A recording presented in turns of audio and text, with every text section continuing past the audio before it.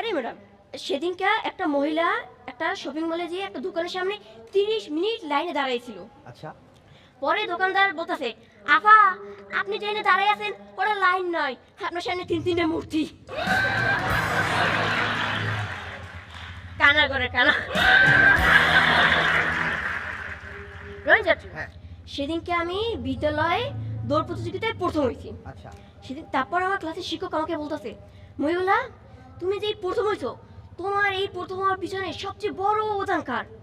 আমি বললাম, ওই যে সেই কুকুরটা যেটা বাসি ফুদার সাথে সাথে আমরা ধরে নিয়ে গেছিল।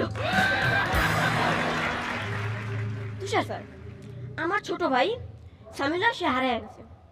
আমি থানায় গিয়ে পুলিশ অফিসারকে বলতেছি, স্যার আমার ছোট ভাই তো হারিয়ে গেছে। পুলিশ অফিসার বলে, কোনো চিন্তা করেন না, তাকে খুঁজে পাওয়া যাবে।